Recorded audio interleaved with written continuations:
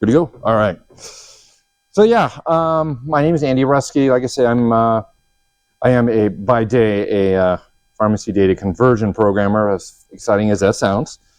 So yeah, I mean, I got my little presentation here. We're gonna get going, and just kind of a quick overview is.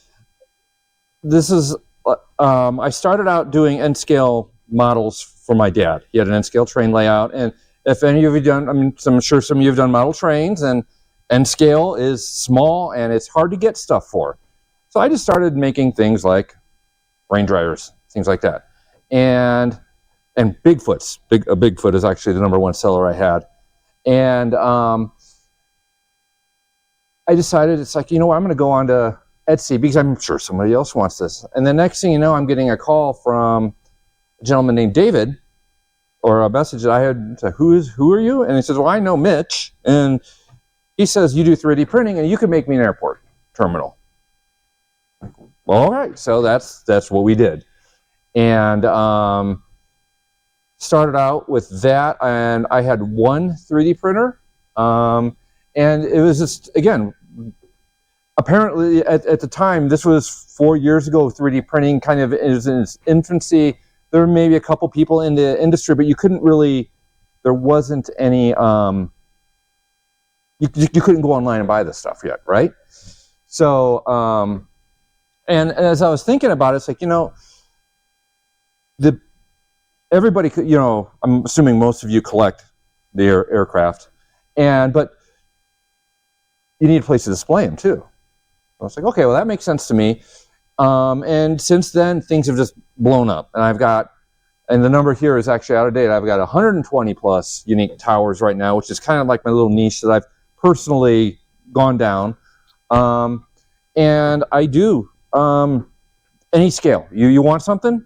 Tell me you want it in 135th or 350 scale. I can do that. That's the glory of one of the things about 3D printing that is wonderful about it is you don't have to set up like a massive production run.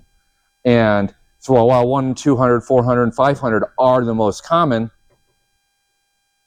we can do just about anything. And I have shipped worldwide. I have not shipped to Antarctica yet, nor Africa. But every other continent I've got covered. So, yeah.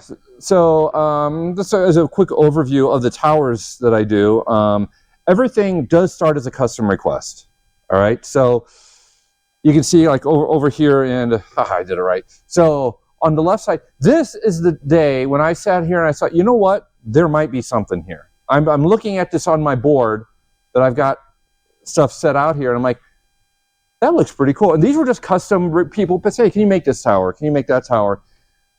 And if you've not been out to my table yet, that it's, you know, you've seen what we've gotten to at this point.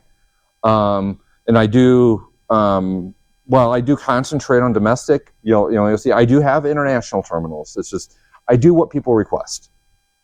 So if you don't see the tower you want, ask me about it.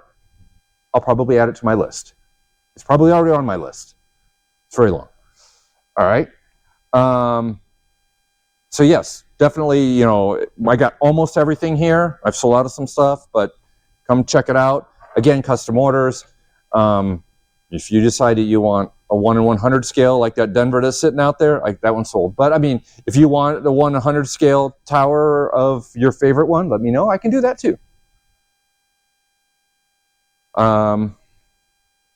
So the other thing that got interesting is when we started getting was when I started doing like a custom terminal, for an example. Like you say, hey, I have this spot, make me a terminal. I can do that. But then the game changes entirely when somebody comes up and says, hey, I want Newark Terminal A, the new one. So that's an entirely different problem. Because now it's not just, hey, I can make, you know, whatever I want. Here is something very specific that I need to take and create a model for, and then make it and turn it into a physical product. In the jet bridges, that's a whole nother thing. The smaller you get, the more detailed and intricate that you get.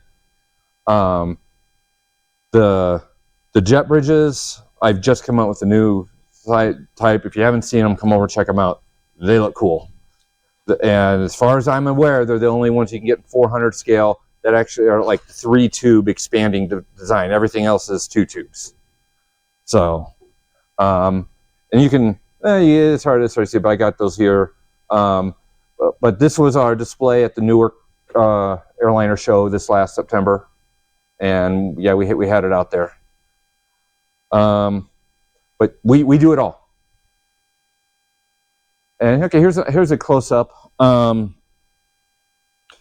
These new jet bridges we went through, and we'll get into some of the intricacies of what you got to think about when you're going through and designing these things, and to make them come out, from nothing onto your print bed. But when I designed these, I didn't go to and look at what's out there. I didn't go, for these, I didn't look at Gemini. I didn't look at what I did already, because I had my own jet bridges already. I went and found a manufacturer who makes the real thing and started from there. And then had to work through all the details of making it work, making it so that it's adjustable. You can see this here, it goes up and down, the vestibule cab turns, put the air conditioning unit on it, and like I say, you got right now I got 2 different varieties, the 3-tube design, I got a little short 2-tube design. So to put these, so these new ones were specifically designed looking at a real jet bridge, not looking what was out there. But, and the bet is, it still maintains compatibility with most of the existing jet bridges out there, so you can take and drop it right on wherever you had your prior jet bridges.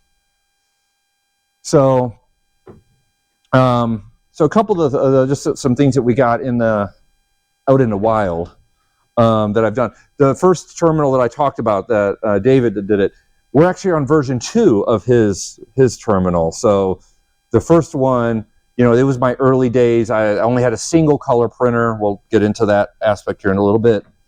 But it was basically a solid white concourse, had some jet bridges. And then we started, as soon as we got done with that, he's like, can you do this? Can you do that? He was a flight attendant with American, and he was based out of O'Hare. So first, and I don't have a full picture of his, otherwise I put up, it's cool. But we started on, he had 5 concourses, and we started terminal 3, concourse G, basically from O'Hare, and then we took an H and K and made terminals that were in the spirit of, because they weren't exact replicas, but that's something the nice thing about 3D printing is if you want a one-off, you can tell me like this one here, this terminal here is based off of the concourse G gates at San Francisco. Yeah, San Francisco. But I narrowed it up and I made it fit in his in the footprint that he had. So that is one of the wonderful things about 3D printing is you don't have to, you could do a one-off custom thing, and there's not a much more effort in doing that than there is, the full-blown. This here, I'm sure some of you recognize this airport. Yeah? There you go. Yeah. So this is LAX, and this one. There's a Heathrow and then the Mumbai. These are models that are on a private museum in Orange County, California. This here is 15 foot by 15 foot.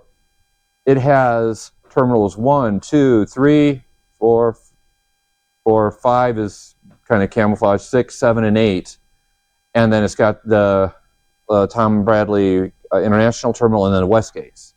Those were, I have all those, they're all available in my catalog.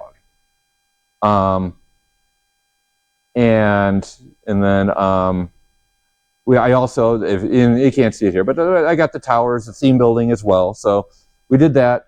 Heathrow, this is more of a 70s era style. I mean, it's close. It was the customer wanted you know, he wanted to fit a bunch of some stuff in to a smaller space than it really would have taken. So the guy who did the actual models, Brian Keane, I'm not sure, you may have heard of him, Pro Designs.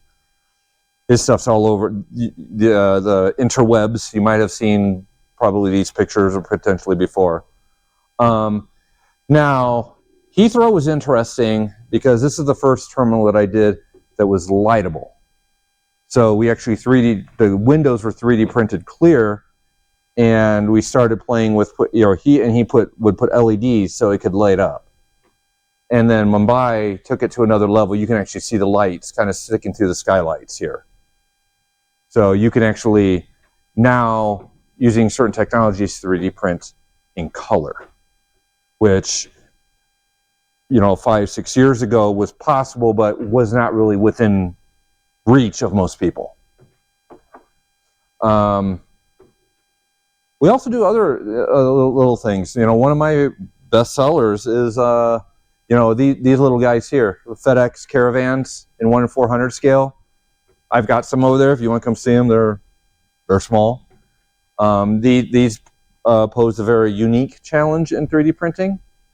And then I was kind of messing around here doing Larry. Does anybody, I have to ask, I always ask, does anybody know what I'm talking about when I say Larry Air?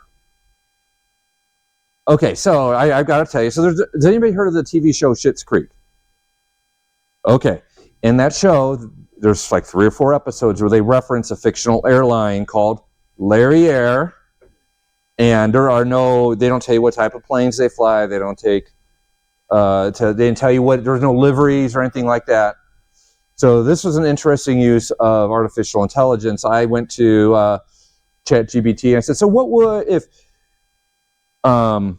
Larry Air B, what airplanes would they fly and what would it look like? And they said, it's, you know, it would be a low end, you know, a bottom of the, you know, something that you're, you know, a 727 or 737-200.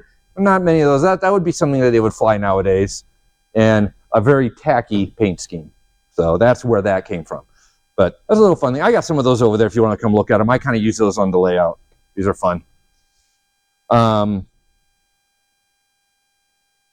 Okay, so this is the fun part. This is why everybody's here, right?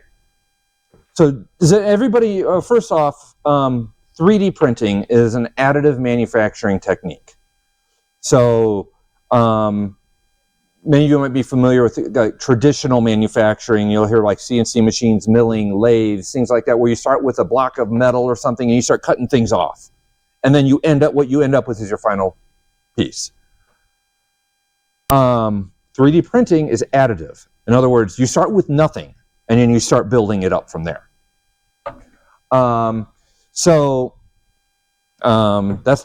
what the concept of 3D printing is. But when you start out, somebody says, when you say, I want you to make Denver Tower or Stapleton Tower, okay, so I did that before, you know, a couple months ago before this show. So the first thing is, what does it look like? You know, the first thing that you have to do is you have to take and you have to get this thing into something in the computer. And I realize I don't have pictures of that in here now. But if you sit there and you think back to like your early Pixar films and you see the little light that's jumping out at the beginning of the thing, that's a 3D model. It's like a picture but in 3D, and you can zoom around it, and you know it represents a design in 3D space.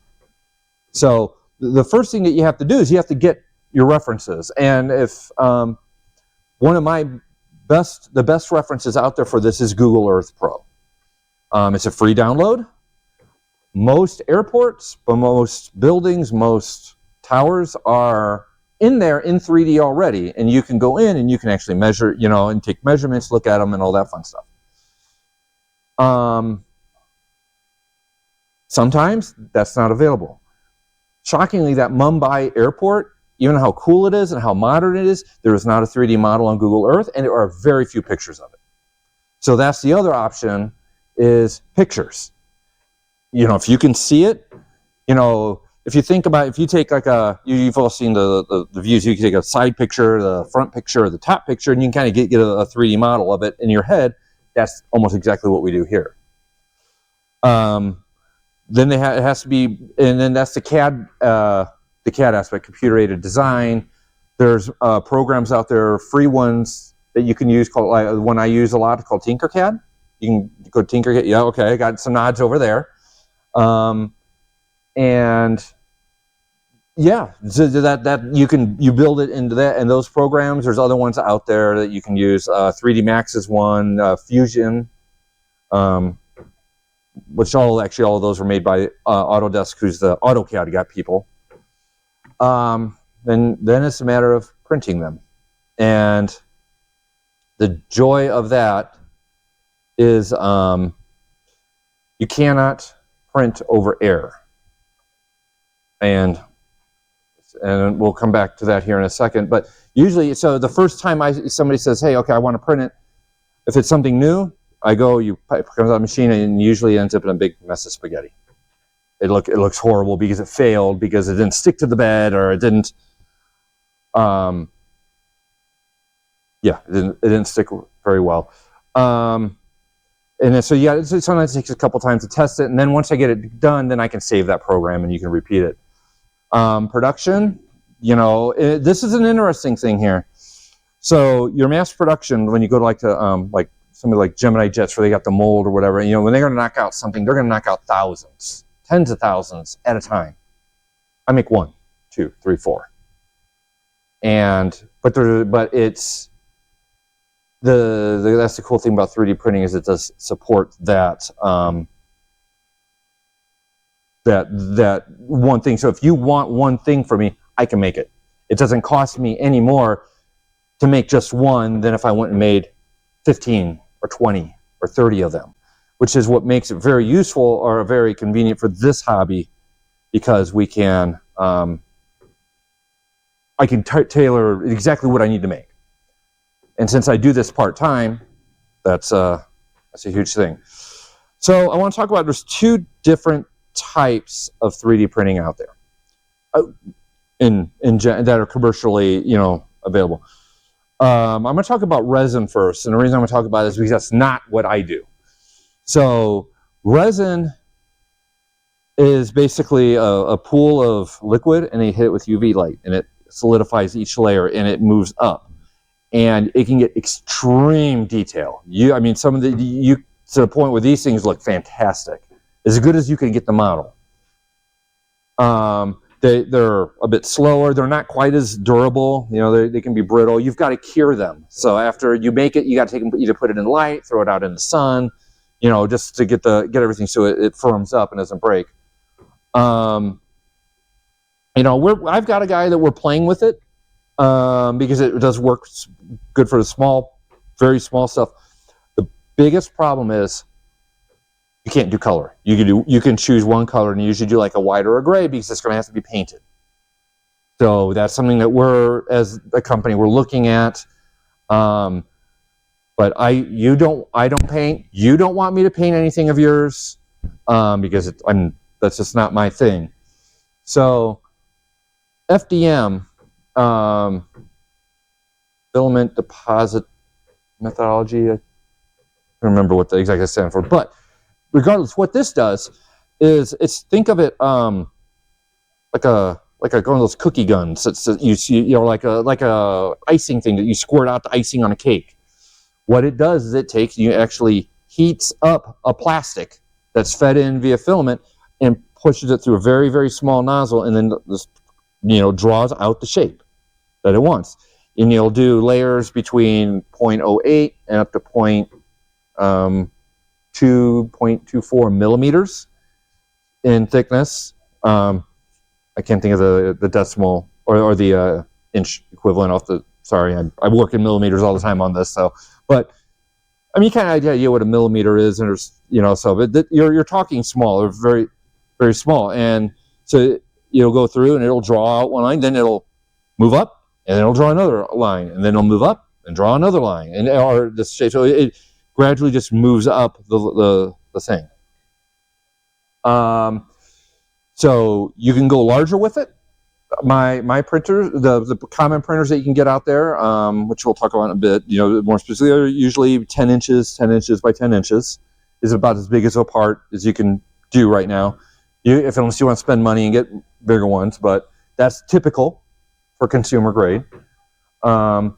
You know, and while it's you know, and it talks about layer lines, so you can, if you get in there and really look, and like when you zoom in on some of the pictures that you saw, you could see the actual layer lines. When you get up and look at it, they're harder to see, but if you get up and look, you can actually see like where the little lines are drawn in it. This is what everything that I have right now is.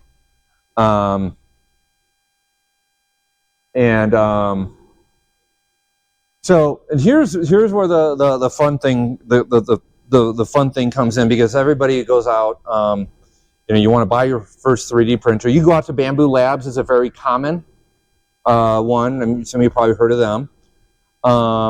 They have the ability to print in color. So in other words, you know, you can load up to 16 colors depending on your printer, and it will change the filaments out so that, like this here model of the Stapleton Airport has you got the gray, you've got the white, and you've got the black. So there's 3 colors on this one, and every layer it prints, if it has to print black, it'll print the black, then it'll print the white. Is there some gray, then it'll print the gray. Then it goes up to the next layer and start with the gray because we already have it loaded. Then we do the black, and then we do the white. So it has to go through, and every layer it prints all the colors necessary. You know, and so the thing is, if you think of where it gets fun is a 6-inch wall. When you squeeze it down to 400 scale, is 0.375 millimeters thick. The nozzles that we use on most of these printers are 0.4 millimeters. So we can't create any detail smaller than basically a little over 6 to 8 inches without special considerations. And there are things that you can do. The main thing that you can do is you can use a smaller nozzle.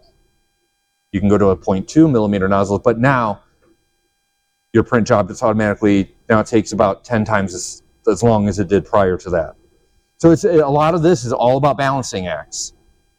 Again, no 2 airports are alike. So, you know, there's nothing that I can take off of this model right here and go over to Denver International and use. You're starting over.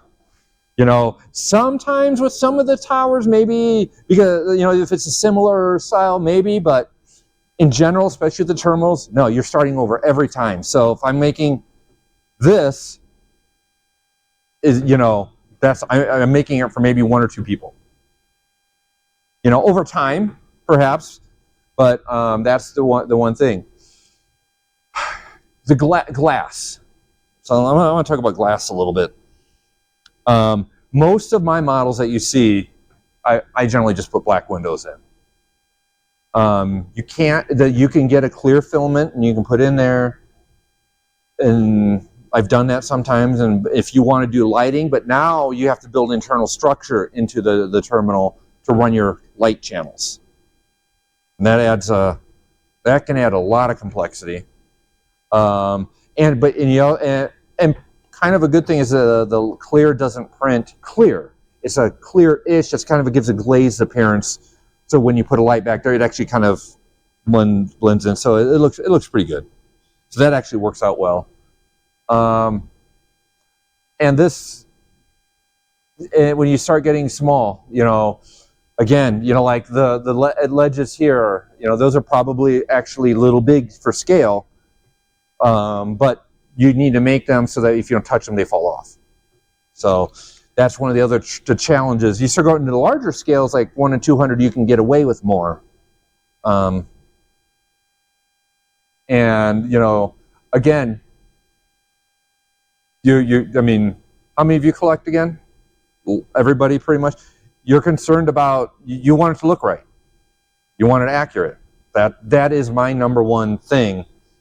I will sacrifice, you know, minor details to make sure that the scale building itself is the correct size. Because there's nothing that'll make something look worse than if that building is 2 inches longer than it should be when you start trying to put everything together on your model. And that can get out of hand real quick. So some of the things that I got coming here, like I say, usually a lot of it's what you ask for. Everything I do starts out as a custom request, and that's what we do. Everything is. Well, like I say, we're playing around with resin. Maybe, we'll see how it turns out on the smaller stuff. How many? Most of you probably do what? 1 in 400 is the most common, but it's probably 200 and some 500. 500. Okay. Oh, so you're looking at that resin thing. It's like, what's coming, right? Yes. Okay. That's a problem. And I'll get into some things here in a minute to kind of into Q&A here. We'll show you what we got going, but there are some neat things there. And then we're also working on probably not as much here, but we're coming out with a new modular setup for the Dayron series of like toys for children. You've seen those, you saw them at the airports and stuff. So we're going to come out with a new series. We're coming out with a new series, for people who aren't into 1 in 400 yet, for 3, 4, 5 years. Well, maybe not 3. That's my son or my nephew, but younger audiences that has a bunch of those aircraft, and an inexpensive airport that you can start out with. So we're coming out with that. Yeah. So come see us out there. That's our website, tarmacdesigns.com. And I want to apologize. All of a sudden occurred to me, I did not have any pictures of any 3D printing going on here. So, but I do have something that I can put up, a video that I can put up. But first, I want any questions right now while I get this set up. Yes. Well, it's not related to 3D. People that sell foils, or pretty much how people get the foils or the. Yes, I layover layouts. Yeah. That is as I click on his name, but that's not what I wanted. That is where's my promo video? It's here, finish. Okay. So okay. So I'm going to put this up and let this run. This is an updated video, kind of what I have out on the thing out here. So this some more of the things that we have done. LAX theme buildings. I've done over 120 of those for the LAX Chamber of Commerce. Totally needs to be updated. So layover layouts is a good place to go for that. Yeah, check them out. They're good. Okay, so for the mats, the layouts, the foils, yes. So the other thing that I can recommend is Google Earth is a good place to go as well to get some of that. But layover layouts, if you want a professional quality one that'll nail the size, and I work well with them as well. So here's an interesting little thing here. So this is me actually creating a model of a fuel tank at Midway Airport. So what we're going through here is I'm measuring in Google Earth. I'm measuring all the different dimensions here, and then I come into the 3D modeling program here and create these pieces. So I'm creating a square, and I'm cutting out, and that's the outside. There's the tank. I'm doing it fast here, for the time lapse. But this is the entire process of what actually we did to make this tank. And you bring it. This is what's called the slicer program, and I'm painting it now, making it the appropriate colors. And then finishing it up, and then it's doing the actual slicing. So that does everything, and then I'm sending it to the printer here. And this is the actual Bamboo Lamp printing software. And then this is the time of it actually being created. And then, so that's the final piece, and then it's going to next to each other.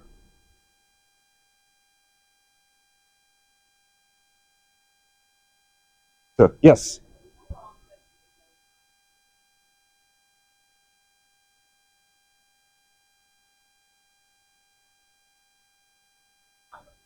Yeah, so the generally how that works is depending on the complexity of the product. Like the fuel tank, I was able to do that in about 3 or 4 hours. That was a pretty simple structure. This right here, for example, this is the Dayton Tower. It's got several pieces and colors. You can see there's actually 3 pieces embedded inside each other. So something like that would take more time because I have to create that structure, and being more complex. And I'm 100%, I'm going to be transparent here. That one I actually didn't design. I have somebody that works with me to do, because I do have a full-time job. I basically run out of time at the end of the day to do this stuff. So, you know, I have somebody who helps me with this. And but they go through, you have to, some of these complex shapes can actually take, usually we can do a terminal, like, so in the room here, Terminal B at Denver, that one took about 3 days to 4 days to create the 3D model. And then the coloring aspect, where I got to go through and I got to color each window black. You know, yeah, that probably took about 2 to 3 hours. And then to actually print it was probably each section in there about this long. If you look at it, each of those probably took about 6 to 7 hours each. So I have about 30, 25 to 30. I got the 3D printers at my disposal between me and the people that work with me, which, like, my mom does all the 3D printing all the towers. So, and she does usually come. She comes to some of these shows, and she'll be more than happy to tell you that she does that. But I'm from Indiana, so she didn't come out for this one. She's actually back at home printing towers now. So, yeah.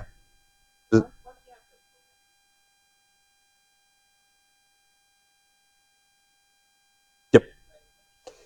That's exactly it. So, like, now that I've got, you know, Denver Terminal 2 done, now if somebody else says, hey, I want Denver Terminal 2, it's like, okay, I just go and I fire up my my program, and I say, I got to go make sure I get the right colors loaded in printer, and I say go.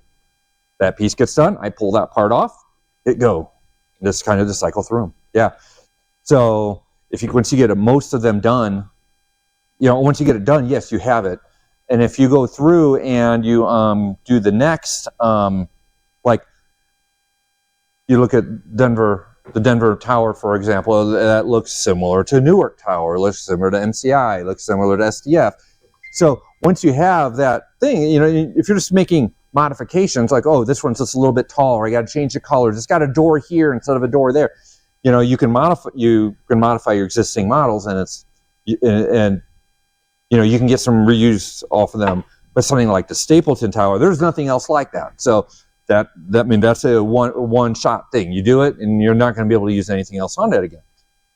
Which, again, with 3D printing is one of the advantages of it, because you don't have any tooling set up. You don't have to, like, you know, if you're doing something like, if you're going to, you know, do you know, I may know what injection molding is, and a sort of, yeah, the manufacturer, you're going to crank stuff out, but you've got tooling costs. I mean, you're talking thousands of dollars just before you make the first one, you know, so it's not practical for something like this, you know, and that's why I suspect that you don't get, you know, nobody goes out and mass produces Denver Airport, because how many of them are they going to sell? It would be ridiculously expensive to recoup, but the 3D printers give you that option to do your customizable one shot type things. Now, as far as I also want to mention, as far as like the actual printers go, probably how many? I'm just curious. How many of you have a 3D printer? Okay. How many of them are Bamboo Labs? Oh, okay. What type of printer do you have? Okay. Do you know what? Creality? Ender 3? Okay. Okay. That's the new one. Is that the tool changer? No. Okay. All right. That's okay. So, yeah. So, your printer's color, right? The Adventure 5M Pro, is that the color one, or is that the one color? Okay. All right. So, and the Ender 3 is not. I can't remember what the single color. Okay.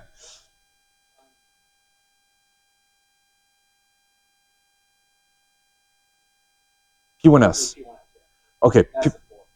Okay. Yeah. So yes, you can actually go up to 16 on that. The Bamboo P1S is actually the printer that you saw working in here. So that was my workhorse printer up until this year. Bamboo Labs makes really good printers. Creality makes good printers. Very expandable printers. The FlashForge, I've heard really good things about it. And I've actually was eyeing that printer at one point too. Yes.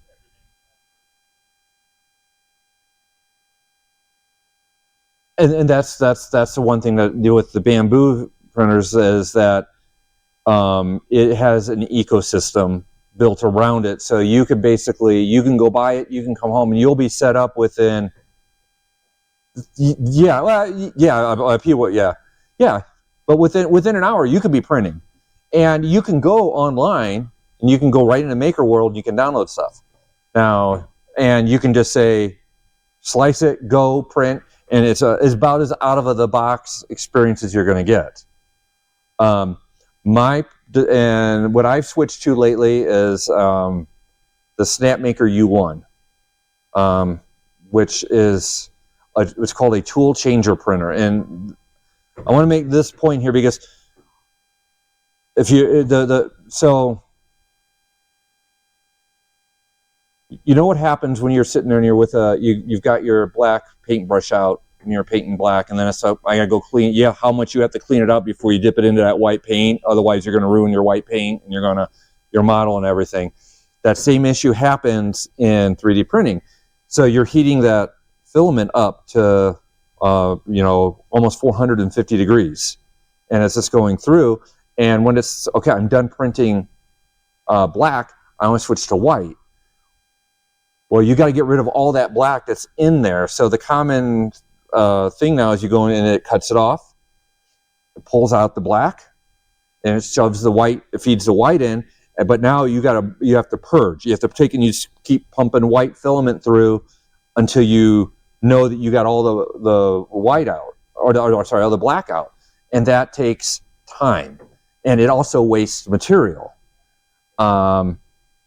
So when you go that route, if you don't, that's the setting in the software. And then if you have questions, I'm more than happy to answer any specific questions about that later. But yeah, so you have to set that, and that's one of the things you got to worry about, because otherwise you will end up with you're printing this nice white thing, and then you got a black window, and then you got this gray streak going right across the entire, because you didn't have the purge set high enough, which means you didn't waste enough to clear that out.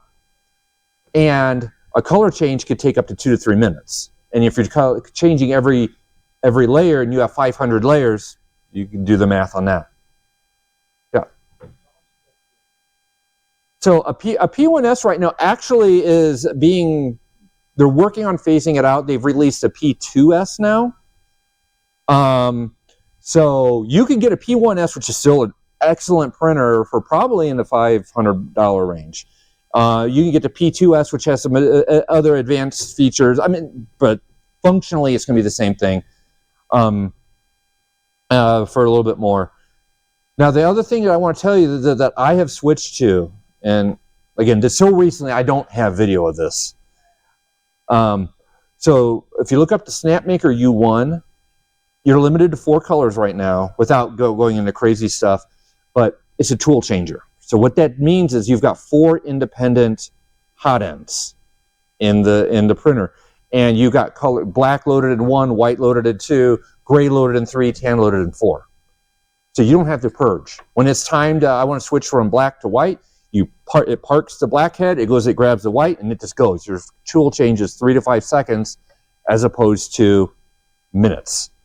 And when you're looking at some of these towers, when you're looking at and you're doing, you got 3 colors on a layer, I mean, you're going from an 8-hour job down to a 2-hour job. And you're not wasting any filament.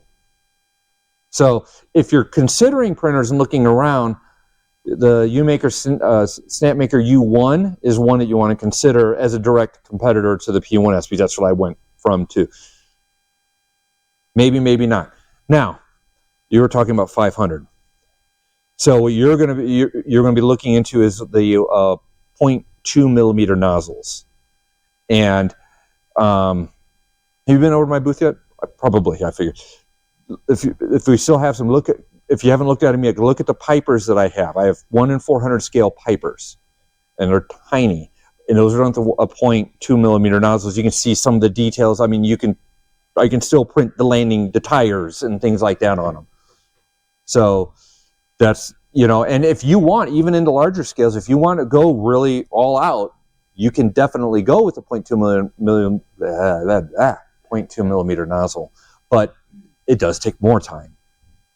But again, with the tool changer, you can eliminate a lot of your color change time costs, and there's a ton more time costs with 0.2 millimeter nozzles and purging, because that hole it's 0.4 to 0.2. It's actually 4 times smaller area. So it's going to take you 4 times as much to push all that. The answer is yes. I just got my 0.2 millimeter nozzles in on Monday. They were on back order. They just came in. So you can get those now. So, yes.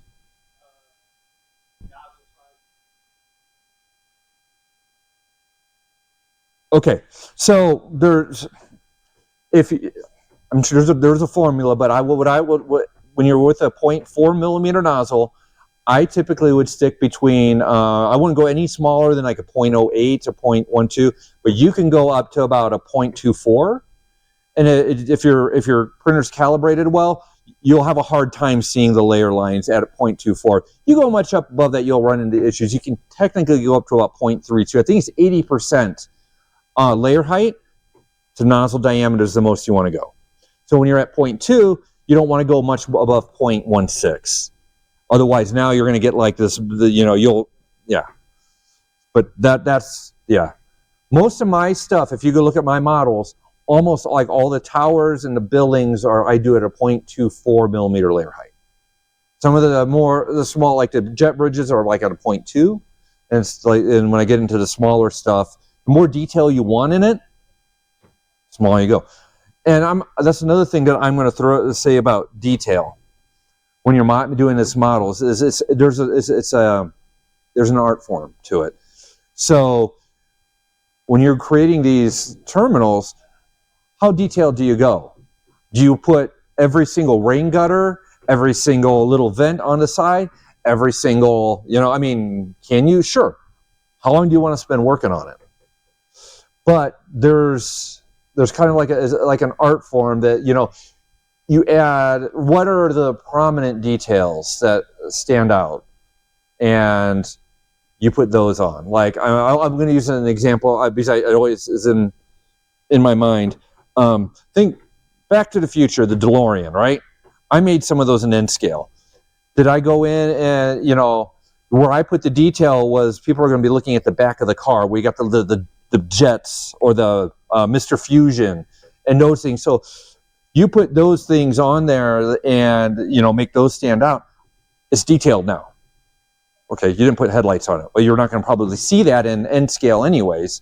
But that's one of from a manufacturing standpoint, from my point of view, when you go back and you look at some of these, how much roof detail to put in. You know, you put in some duct work. You know, you can, as your own model, obviously you can just go to town, keep going as far as you want to go, keeping in mind that, I mean, and I've done it before where I go through and put all these window panes in, and oh, the window panes are too small, they're not printable.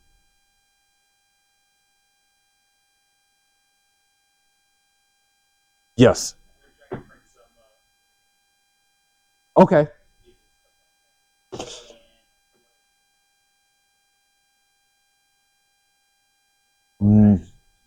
Yes, yes, you can do. You do not need to go down to a 0.2 nozzle, unless you need to get really thin. Like on the Pipers, for example, I'll use as an example. You know, the wing is very thin, so the smaller. Yes, yes, yes. Well, okay, that's the other thing that, and I meant to talk about earlier. Support. Yes.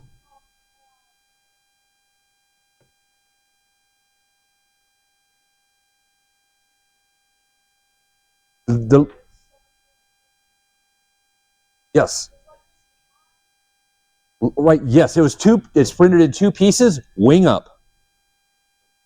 And the reason that you do that is another artifact of, and come over and look at my Detroit terminal, and you can see it is a perfect example of it. You're printing layers, right? So you're going to see the layers. If it gets flat, you're going to see, you're just going to stair step up slightly, and you're going to see that on the model. And when you're printing like wings, you know, it's called dihedral, right? The wing slightly angles up, and you're going to get that same effect. And it's horrible to view.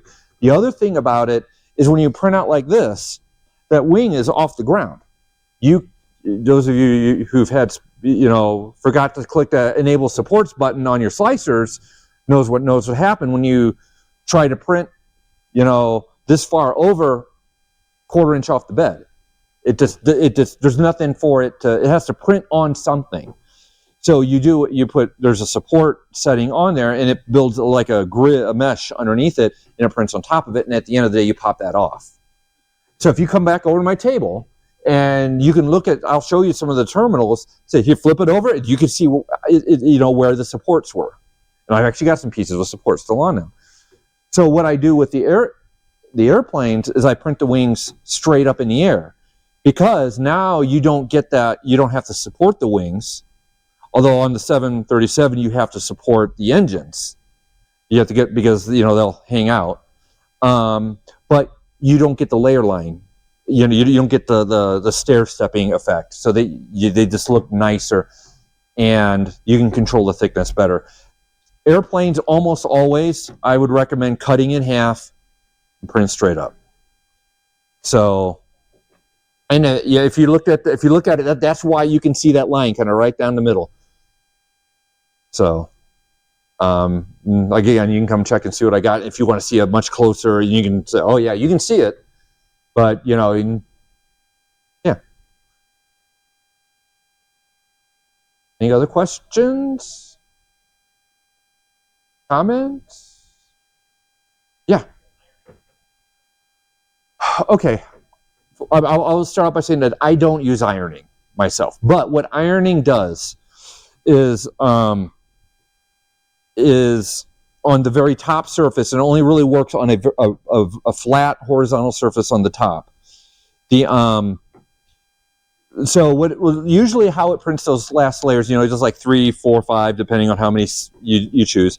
It goes around the outside, puts a bead down, maybe 2, depending on your settings, and then it goes back and forth like this, right? You know, at about a 45-degree angle, and filling in that very top. On the top layer, it usually by default slows down a bit, so you get a better finish. But when you look at it, you can still see those layer lines, the individual going back and forth. Ironing, what it does is it'll come back and do another pass, and it has a very, very low flow rate, but it's going to in theory make it a smoother surface on top. I generally don't do it because my results have not been great. But, You know, that is what it is, and you can play with it. You know, but if you don't, that's only applicable to like flat surfaces on like a. No.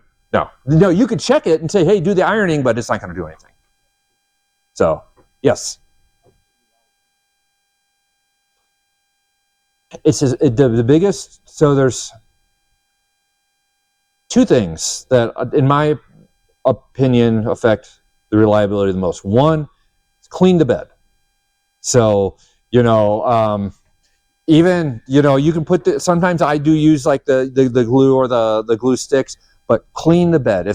Most printers now have what's called a PEI, it's a spring metal, so that, you know, you put it down, it's usually magnetic, and or sometimes like Ender 3s can have that, or they can have glass, or there's a number of things. But the key thing is that bed needs to be clean, because that first layer going down is critical. Make sure the bed is level. Most printers now have automatic bed leveling that they go through before to make sure that it'll compensate for it. So there's actually three things. Those are the two number one physical things that you need to make sure. Make sure that your bed is clean, and make sure that the bed is either you have an auto leveling system, or if you have an Ender 3 and you don't have one of the probes, get it trammed up. And if you need help or something with that, I can help you with that. And the other part is the print job, making sure you get a good slice, making sure you're not going in. You know what? I'm going to put down, like, I almost never go below 0.2 millimeter first layer. You know, can I tell it to put a 0.08 millimeter first layer down? Sure. But now you got to be dead on. Otherwise, if that first layer, because it doesn't stick to the bed, it's going to, once it gets up about this high or whatever, it's going to turn into a mess of spaghetti. So those are the three things. Making sure that you don't forget your supports, making sure that, you've got a clean bed, and and a decent quality filament too. But yeah, and nowadays modern printers are pretty good. You know, like I probably have. I mean, do I get fail jobs? Yeah, I do all the time. Not all the time, but I mean, usually, and I'll notice whenever, usually it happens when I touch the bed, because I always wipe mine down with IPA, isopropyl alcohol, before every print job, and then usually about once a week I'll take it out and actually wash it with soap and water. And then, but if you accidentally like touch it, now your skin oils are on there, and something will break loose in that spot if you don't catch it. So that's the big thing. Yeah. Oh yeah, yeah. I mean, it does. I mean, my Bamboo P1S printers, I had 7,000-8,000 hours on each of them. I've got my new U1s. I mean, I got it just after Christmas. I got almost 2,000 hours on the one. So yes, they do break down, and you'll run into maintenance issues where the part will stick to the nozzle, and then next thing you know, you've got goo. I need to dig up some failure pictures. But sometimes it's just like I came down one time, and the plate was thrown out onto the floor by about 4 feet. I have no idea what happened or how it got there, but yes, failures do happen. And it's a lot of it is an experience thing. If you try something and you get, I can get probably 90 to 95% success rate on most of my first time prints now, because I've done it for 4 or 5 years now. But you will run into failures.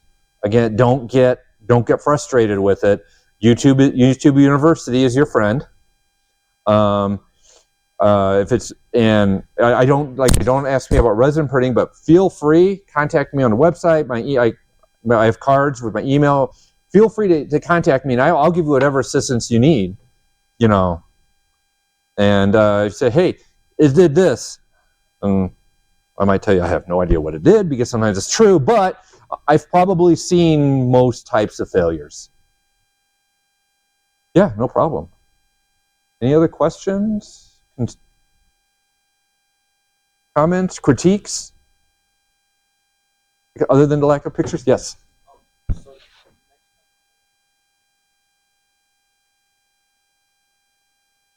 If it was me, probably the best bang for your buck, reliable printer that I use, that I have many of in production, is the Bamboo Labs A1.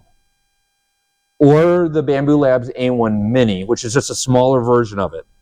In fact, almost all those towers out there are printed on, my mom, who does most of the printers, but the tower printing, she has 4 A1 Minis, which they have a build area about like this, and then 2 A1s, which are slightly larger. And they're what are called bed slinger printers, so they go back and forth. They're very reasonably priced. You can pick up one for somewhere in probably between $400 and $500 with the color changer already.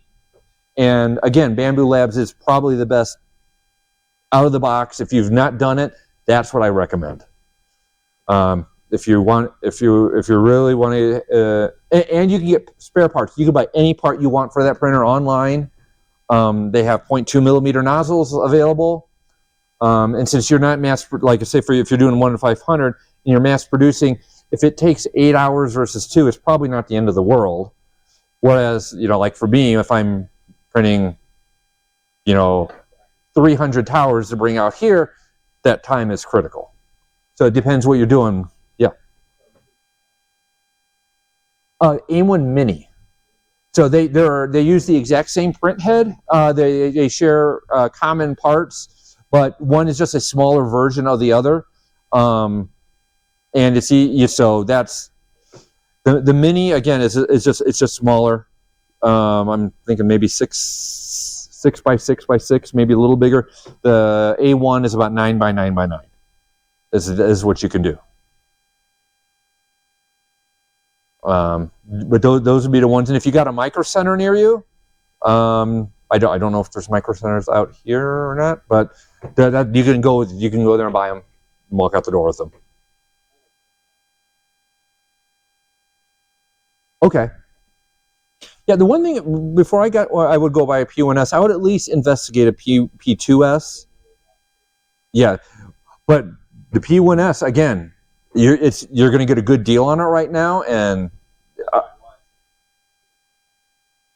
with the AMS, yep. You're not going to go wrong with a P1S. Anything else? Yes.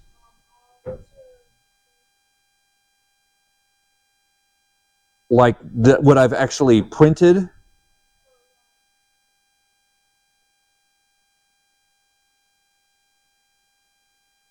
I mean, you're talking like you want my favorite printer or the favorite thing I've made. That's a tough one. Okay, so this is off the wall and definitely not airport related. When I was growing up, I had my grandfather farmed out in Indiana. He had an old combine, International 815, and I for whatever reason wanted one, and I had the guy that helps me make it. I had him create the 3D model for that sucker, and I printed myself. And I'm in the process of creating an 8 scale one. It's about this big. So that's probably my favorite, or the Larry airplanes. That's a close second. So I think I'm getting close on time here. Yeah, sure.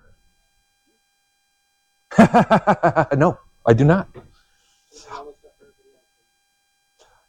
If I collected, it would not. I would come here, sell a bunch of stuff, go around and buy everything. And I do have. I mean, so most of I do have aircraft, but most of them I would go in, I'll pick up a scratch and dent or whatever, just for photos and stuff with what I have. I have a few favorites, NASA stuff, things like that I'd like, but no, I don't actually collect. Yep. So, all right. Well, thank you very much. Any questions? You'll see me at my booth. If you want to see some pictures of some epic failures, come bother me. I'll look them up and show you. But yeah, and like I say, feel free, reach out to me. My email is going to be on my card, which I didn't bring, but I got lots of them in my thing. I'll give you